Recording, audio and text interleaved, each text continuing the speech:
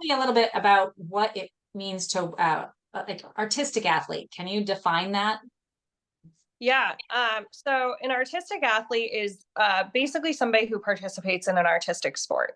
The way I look at it is it tends to involve a few things. One, it's kind of when you hear that conversation about, is this a sport or is this an art form?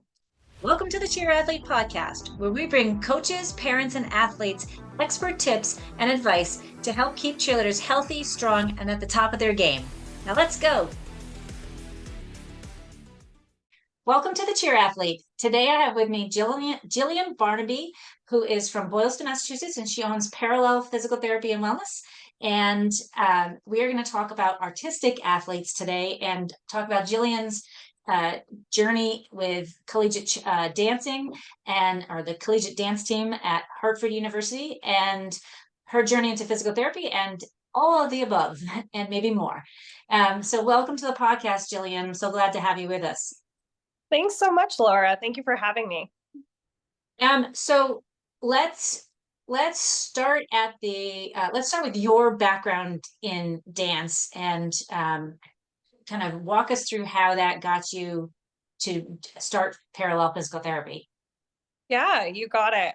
So I started dancing from a very young age at a dance studio in Worcester, Massachusetts. And I was pretty much a studio kid. I basically lived there. It was my second home where all my friends were, competed around, Massachusetts and beyond. And like so many dancers, I had my fair share of injuries. And some of those injuries would land me in physical therapy. And I absolutely loved my physical therapists. They were very knowledgeable in the sense of human movement, because that's what physical therapists are. You know, they're movement specialists. They try to figure out these crazy human bodies and how they're moving and how they're operating to the best of their ability to guide their patients. But the one thing I did find is that although they were super knowledgeable about human movement, when it came to dance specific movement or the demands of dancers, there was a little bit of a gap between their knowledge base and what I needed to be able to do as a dancer.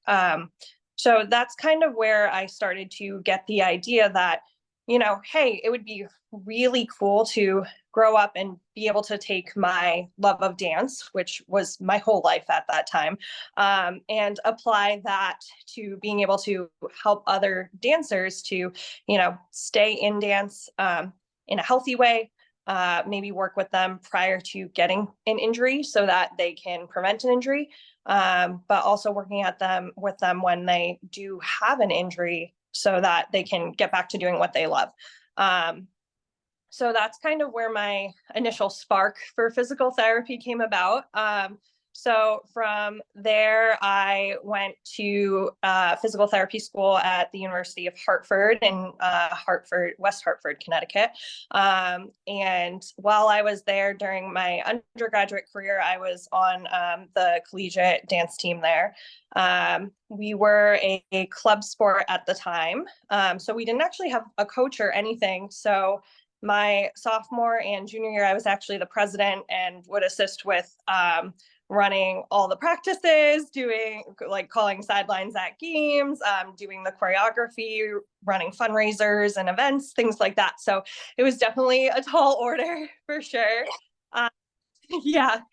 And so I did that for my first 4 years of school there. But then when I got to grad school, I decided to take a step back from dance team because it was just going to be too much.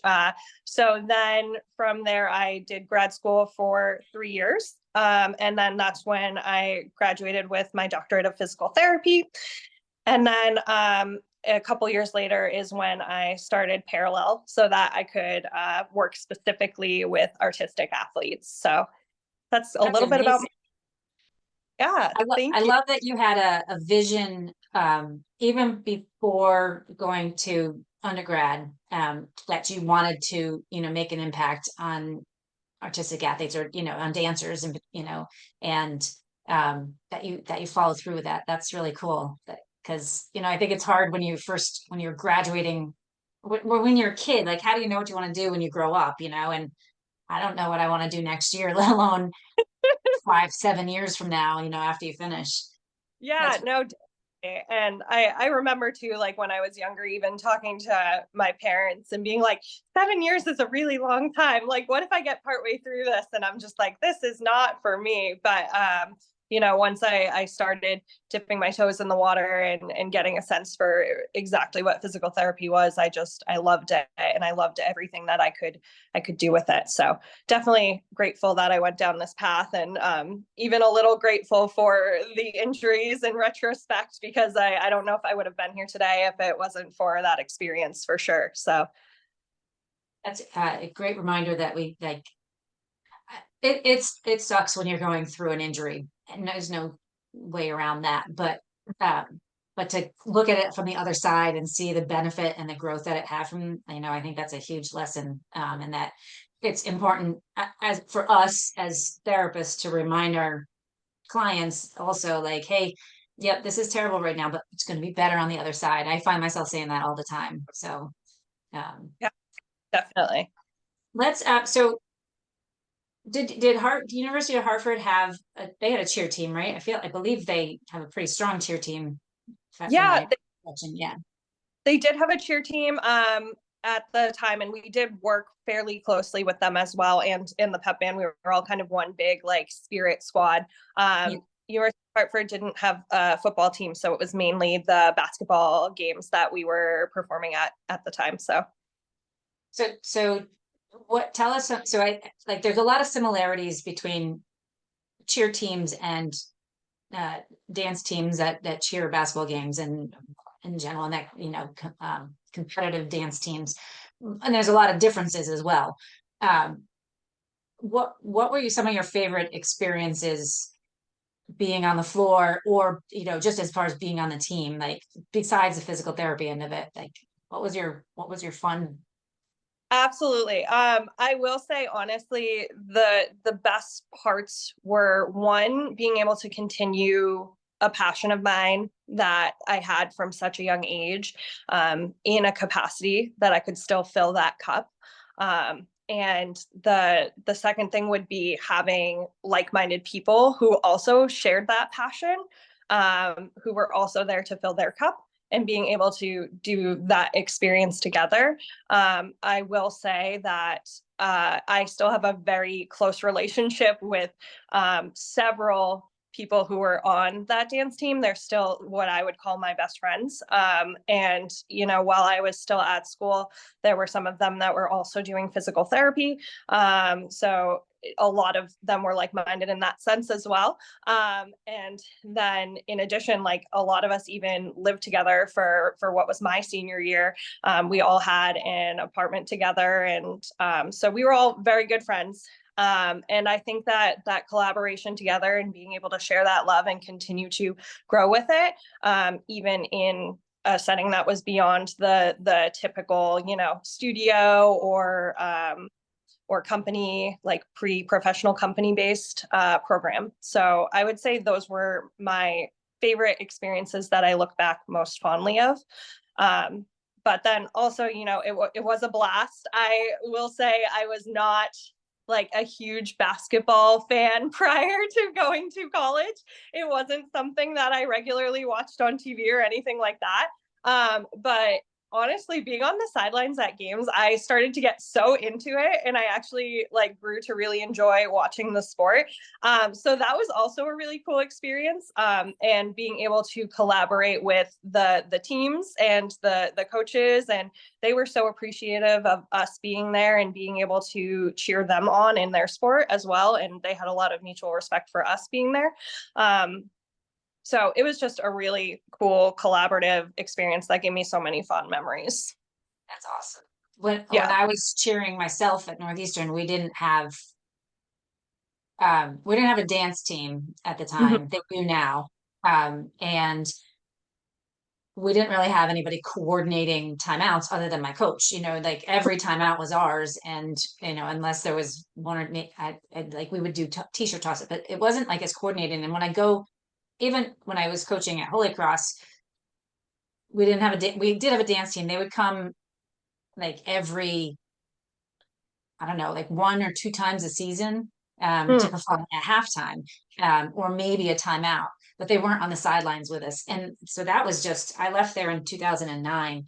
And so in that time frame, I've watched the evolution of like the dance teams on either side and creating more crowd awareness, and really being able to alternate the timeouts. And I've always loved watching dance teams and dancers. And so it's fun as a spectator now to go and watch the difference between the cheer and the dance, and to see the enthusiasm that it brings.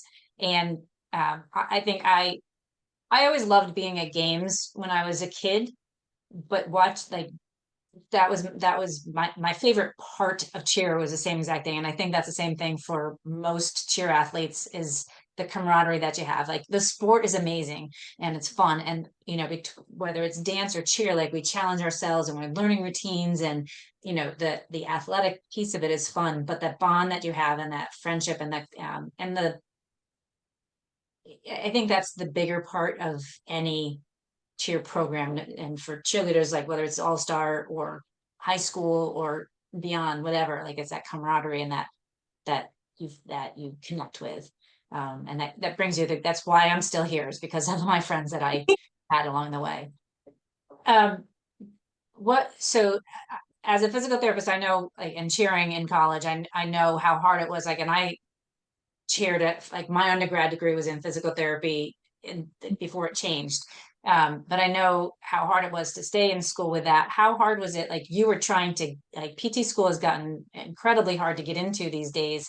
Um, how did you find balancing being a collegiate athlete and not only having to keep your grades up just to like get through undergrad, but to then get into a really difficult grad program? Yeah, it was definitely a very tall order.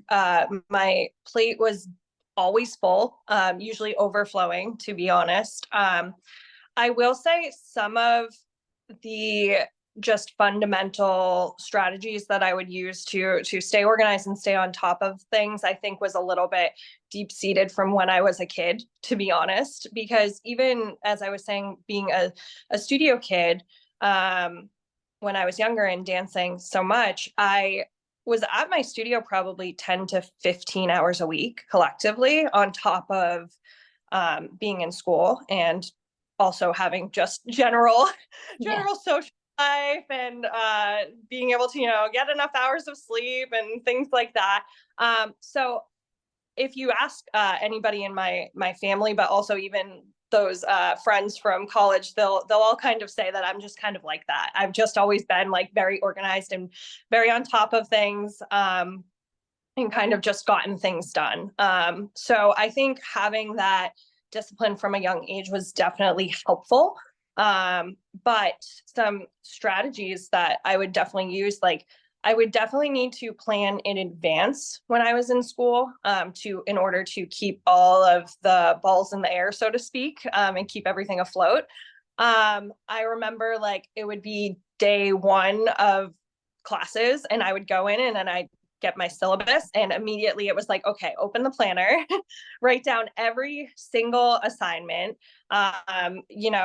map things out for the year, look at the weeks that were going to be like super heavy, whether it be because we have like a potential tournament that we might be traveling to with the teams, or maybe we have a fundraiser event, or maybe it's an exam, or maybe it's a practical or an essay, something like that, that's going to be due, and work super far in advance in order to achieve it and not get too overwhelmed and bogged down.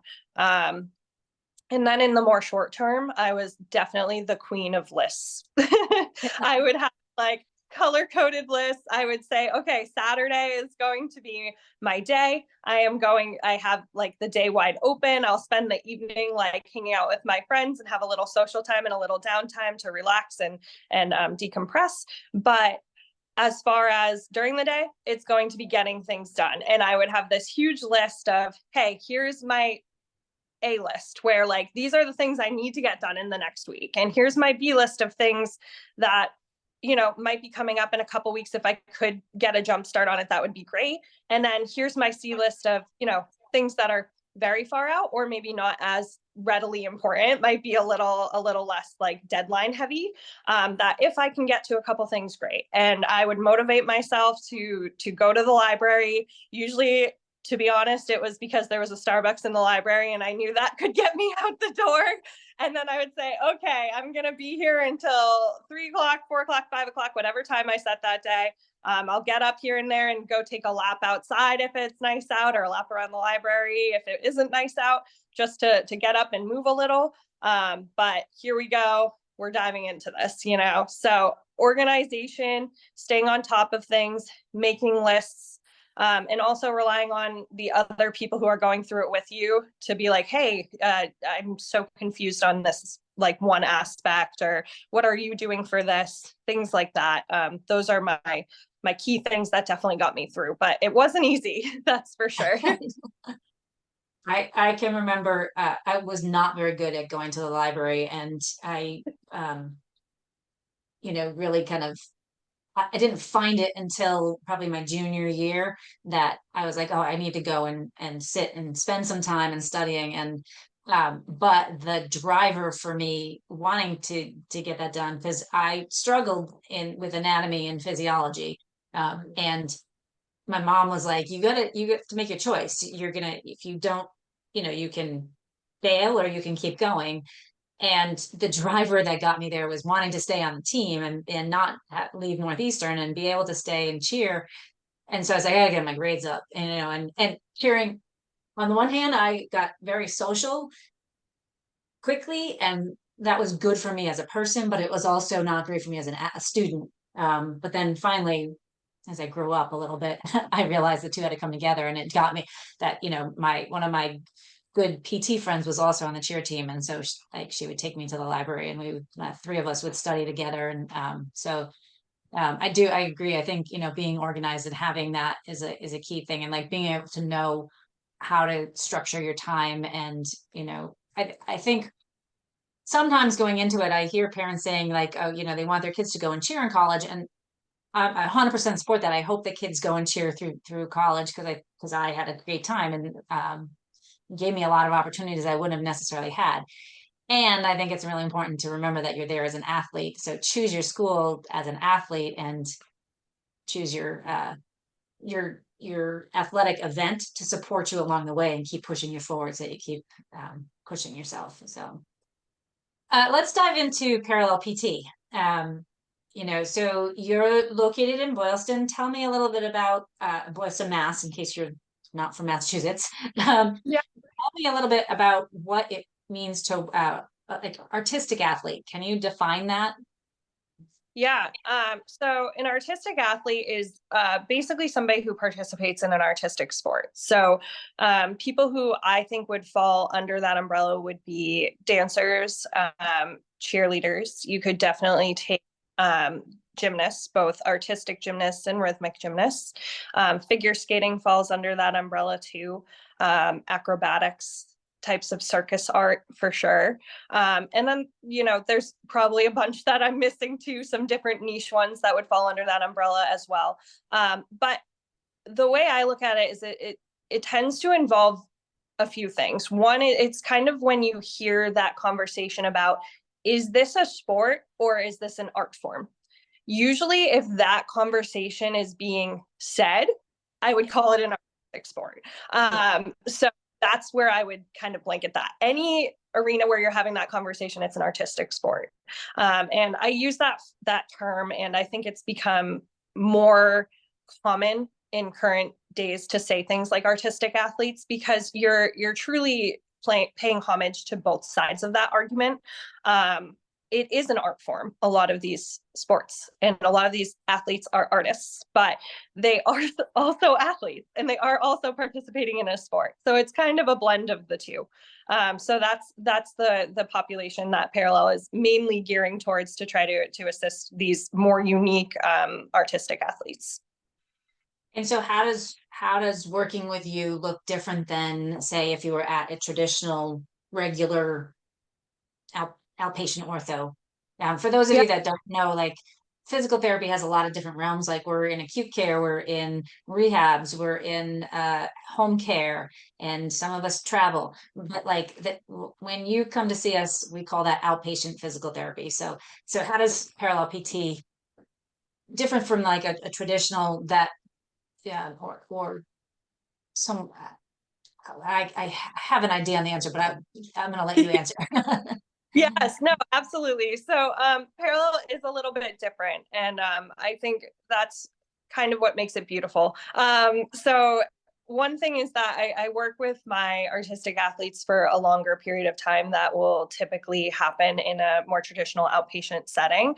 I'll work with people one-on-one, usually for an hour for their follow-ups, and their evaluations will sometimes take up to 90 minutes because there's a lot going on. And if somebody has an injury in their hip, I am definitely not just looking at their hip. I am looking at several joints above, several joints below, looking at the whole picture of that individual and how they're moving, looking at, if we're talking about a dancer specifically, just because that's my background, I'm looking at their dance technique, putting them at the ballet bar, seeing how they perform basic technique at the bar so I can make corrections right on the spot if I think that might be impacting their injury.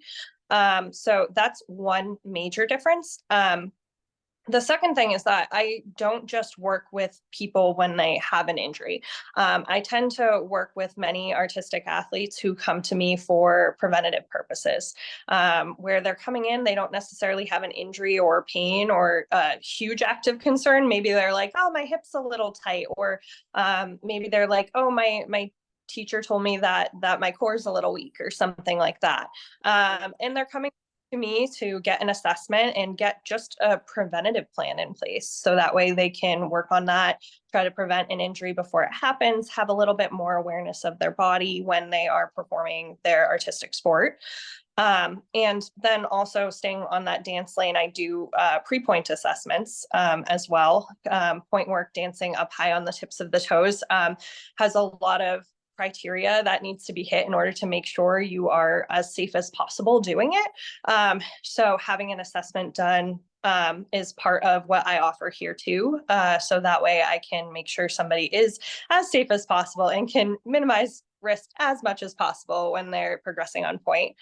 That's another major difference between what I do here and what you might experience in a traditional outpatient setting. I would say those are probably the two major differences that I can think of. I'm sure I'm missing a couple of them. I'm sure if we talk to your clients, they would give us a whole array of stuff, but that is maybe different. But I think those are big takeaways. Like, and this is not bashing on traditional, your basic orthopedic outpatient or sports physical therapy place, because we all physical therapists want to help people do better, and we're going to do what we can. But working with somebody that knows your sport and the way that you move, even like, so Jillian's a dancer, but even if she was working with a trapeze artist or a cheerleader, like she knows that there are nuances to that are going to be different than our basic orthopedic. And it's not we're taking away our basic orthopedic assessment, but there's additional things that we're going to look at to see. And knowing the language, I think, is a huge piece also. That, if you or I were working in a traditional setting, we're going to use that language also, but you can set goals differently in doing it. And I think that's I think that's huge. And I think there's a big need for that. And I think it's a big benefit that you bring to people.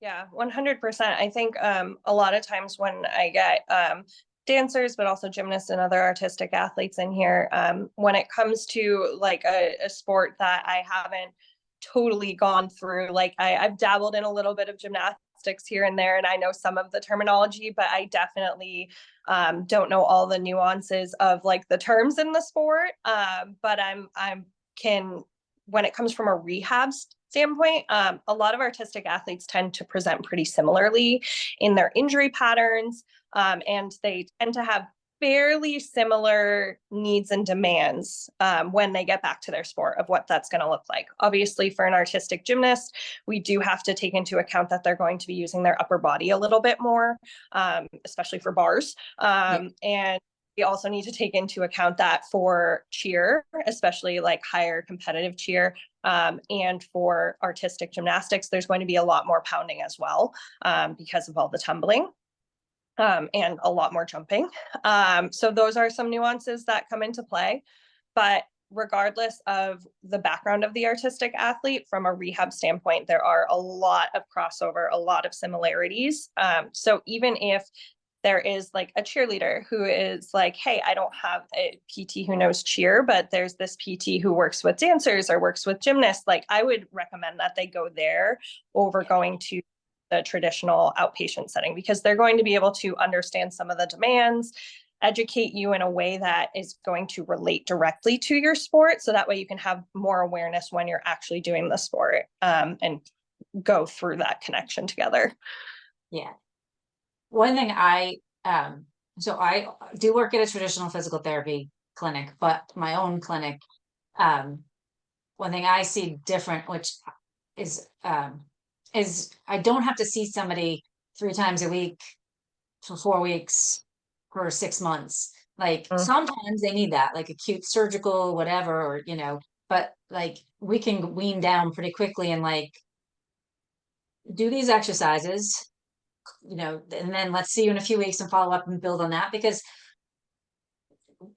time, I think, is a big driver for what allows or what encourages uh, athletes in general, but I definitely think cheer and dance, like because you have so much outside, not just on your team that you're doing, they, number one, they want to get back quickly. Number two, you can't get back quickly. It takes time, but they don't have the time to necessarily come and spend hours at physical therapy, but they know they need to do it. So I think, the flexibility, I am assuming that you have also, is that, like, yeah, okay, let's do these and like come back and see me. And, like maybe in the beginning you're starting right, a few times a week, but then you can spread it out a little bit and go for the overall longer period of time that allows you to heal and modify and build, but not necessarily dump everything. And I have to come in and I have to have my hands on you 3 times a week. And I think that's a benefit of being on your own, that you can do that. And certainly when they need it, to be able to,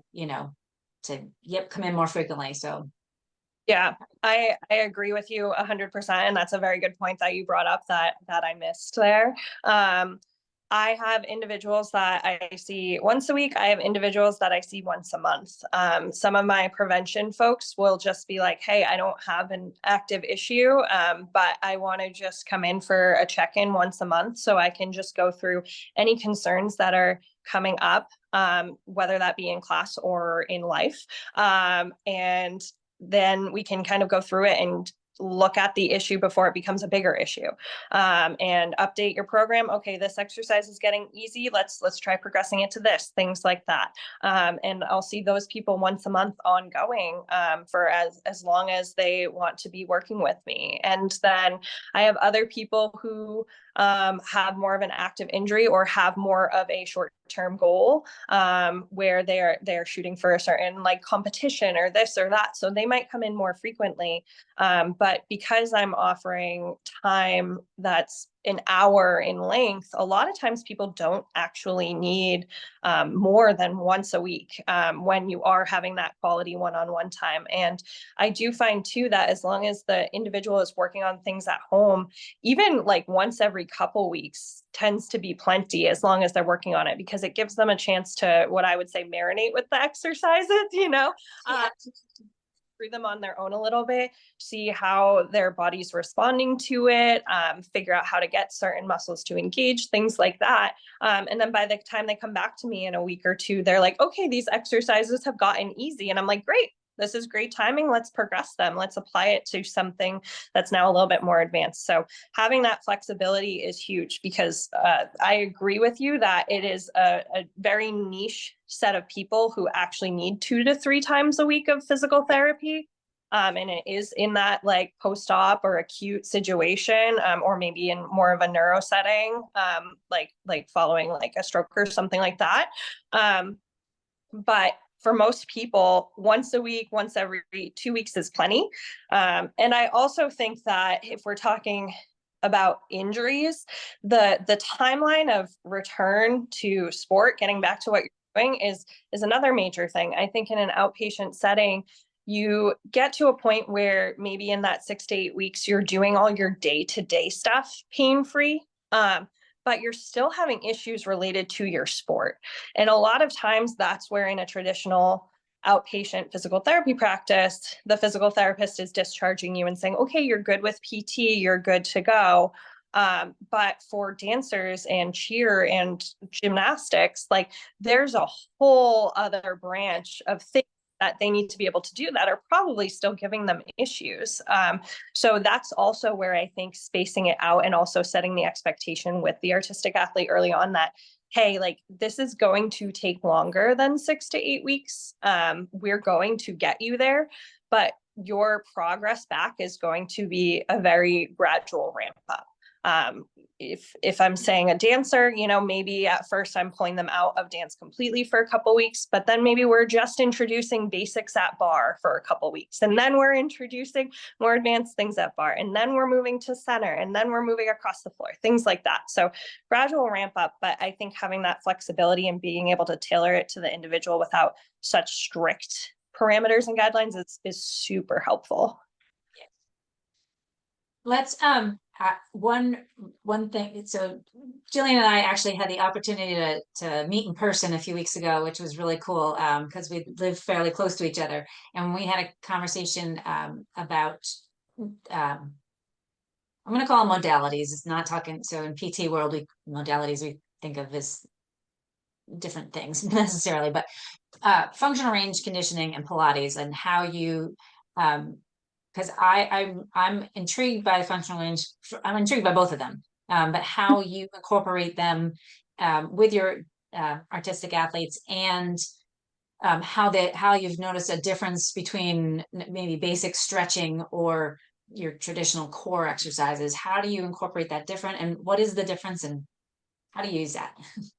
Absolutely.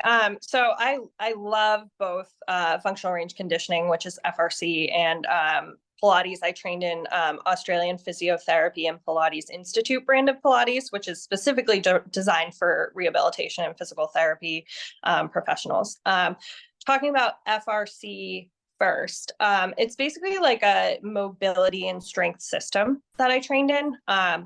And I honestly use it in some capacity with every person who walks through my door. And that's not because I just want to incorporate this. It's because I think they really could benefit from it. So I think for FRC, the big takeaway is the concept of flexibility versus mobility. And if we take an example that both like all cheer, dance, and gymnastics could relate to, let's just take like a heel stretch, for example, right? So if you do a heel stretch, you grab the inside of your foot and you lift it up, and let's say your leg can totally straighten and it looks great, you have good flexibility. That is a very passive motion, right? Like your arm is lifting your leg, your muscles might be working a little bit, but it's fairly passive. So that is your flexibility. But then when we look at the mobility, so in dance, it's called a développé, where you bring your leg up on your own and then you extend it up to where your heel stretch would be, but now you're not using your hand. So if I then asked that dancer or gymnast or cheerleader to do the heel stretch, but without using your hand, a lot of them would not be able to get their leg as high as they do when they're actually grabbing and stretching. So if we're going from here passively to now here actively, which is your mobility versus your flexibility, we have all this range here that we really can't control, we can't access, which means it's unstable range. So FRC has wonderful techniques to try to bridge that gap. So that way we're not having as much unstable range for these athletes. And specifically for artistic athletes, it's important because a lot of what they do is at their end ranges of flexibility, right? So we want you to be super strong there. Hopefully as close to as we can, equally as strong in your mid ranges, which is really tough to do, but as strong as we can. So that way you can control it and prevent an injury. So I enjoy FRC for that reason, getting people to actually control the range instead of just being able to like quickly kick through the range or stretch to the range. And of course, I do have people too who come to me and they might be the flip side of that, where I ask them to do that heel stretch and their knee is bent and they're like, oh, I feel a huge stretch, or they can't get their leg as high. Okay, so that person would need help in the flexibility department. They're that niche person because most of them are good in flexibility and it's a little more mobility based, at least for my day.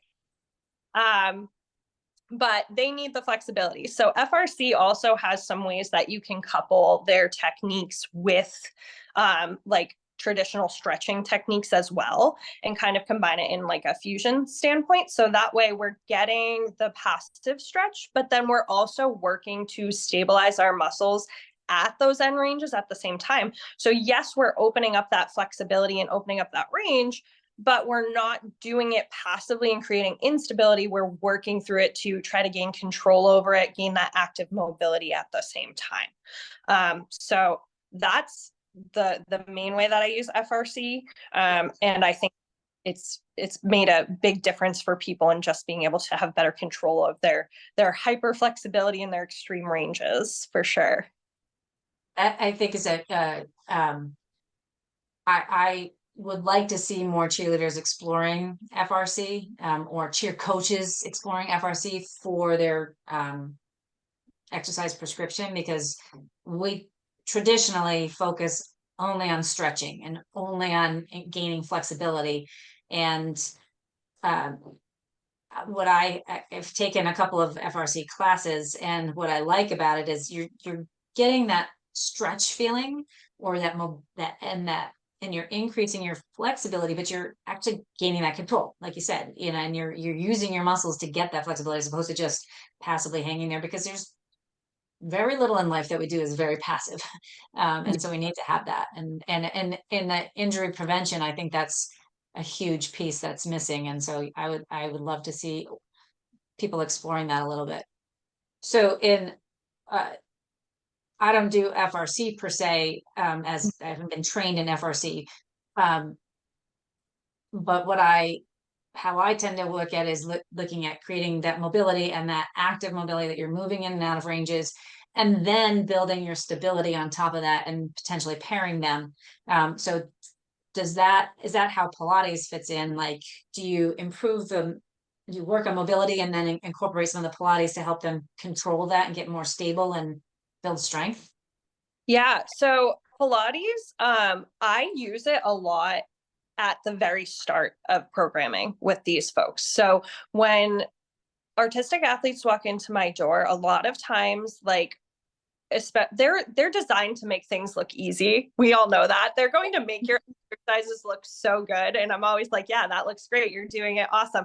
But then if you go through and you actually like test the strength at certain intricate muscles and check their stability with a super simple stabilization exercise, you're like, oh my goodness, like you are like covering up a lot of things here. You're doing the job to make it look good, but where is this coming from? And I think that's where I bring in the Pilates work, right in the beginning. I think it's really good with just connecting with these smaller, intricate stabilizers from the get-go.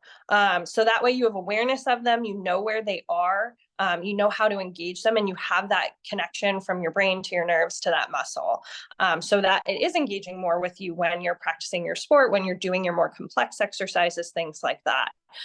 So with dancers specifically, if I were to pick like like a top 3 most important muscles for them, it would be like deep core, right?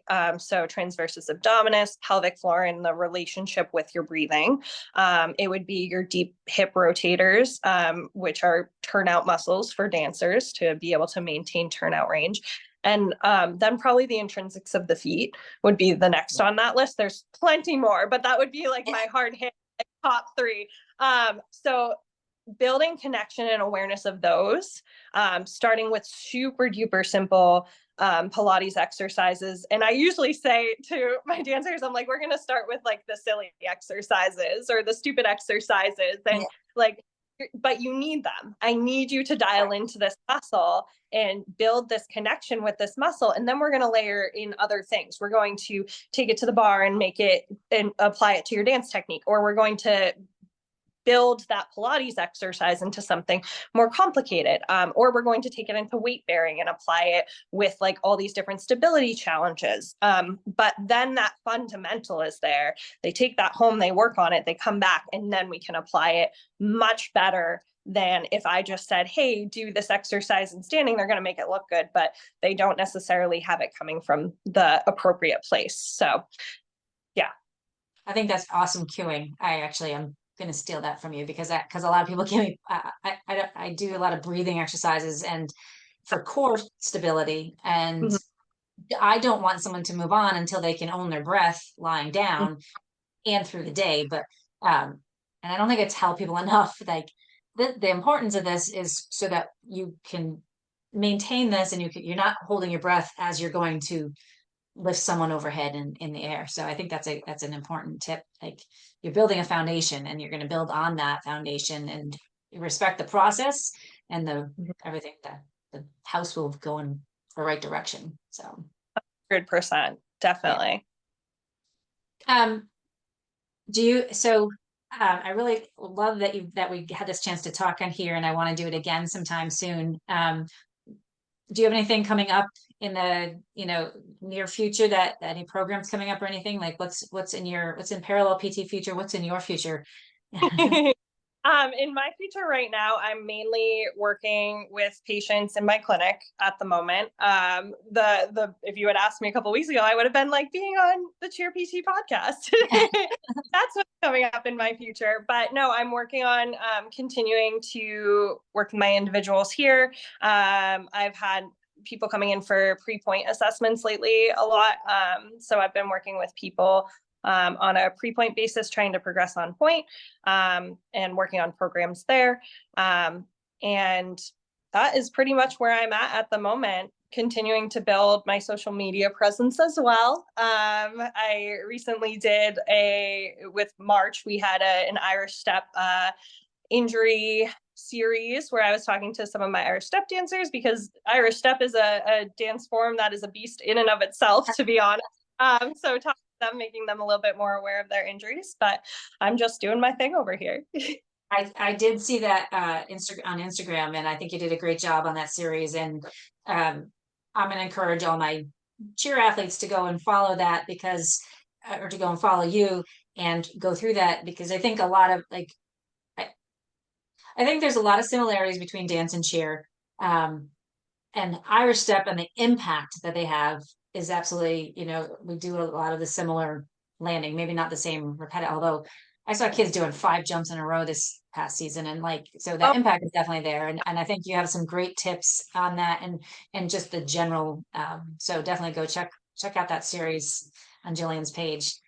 So where can people reach you and how can they reach out to you if they want to learn more about what you're doing and if they want to come work with you, and how to follow you on social media?